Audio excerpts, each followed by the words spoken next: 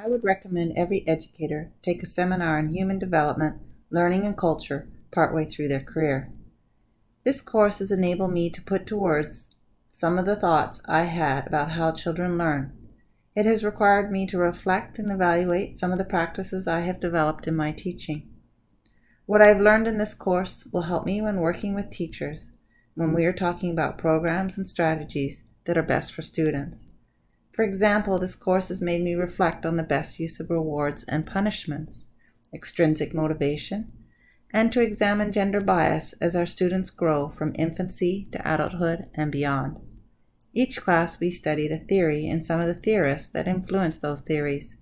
Some of the theorists that influenced my thinking are Piaget, who was influential in the constructivist and cognitivism theories; Bandura, who presented a social learning theory in which children learn from modeling and imitation; Bronfenbrunner, who theorized that development is impacted by relationships of people and their environment; Daniel Pink, who reintroduced the concept of a third drive related to intrinsic motivation; Skinner, who developed the theory of operant conditioning and the idea that behavior is determined by its consequences; and Vygotsky, who developed the theory of zone of proximal development. I believe children's development can be described in four main areas: physical, social, emotional, including self-awareness and self-management; cognitive, including the act or process of knowing and perceiving; and through gender identity and sexuality. While learning in human development is a continuous process from birth, it does not occur at the same time or in the same way for every child. Each child begins life different from one another, such as my nephew and my son, who are the same age in these pictures, or my daughter, who had a very difficult beginning in life. Children of the same age can be at different stages and can reach those stages in different ways. For example, children may learn to walk at different ages. One child may crawl and then walk, while another child may skip the crawling stage.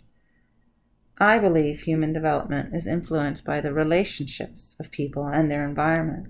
Those relationships may be in the microsystem, such as sibling or parent-child relationships, and then they can expand out to the chronosystem. Children learn through modeling, imitation, and through social construction of knowledge. They learn from their teachers, parents, peers, and from their own making sense of the world. Children construct their own understanding and knowledge by actively participating in their learning and their reflecting on those experiences. They then construct their identity based on their experiences.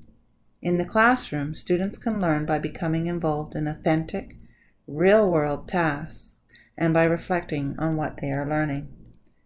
I also believe that gender and encouraging children to explore their sexual identity through play is an example, where a child is in the birth order of siblings, motivation, both intrinsic and extrinsic, social and economic status, whether it is owning a summer home in the Gulf Islands or struggling to pay the rent on a monthly basis, and culture, all impact human development.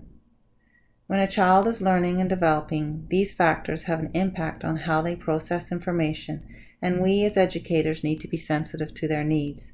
This course has allowed me to examine my beliefs and understanding of how children learn and develop, and I feel I can now better articulate the theories behind those beliefs.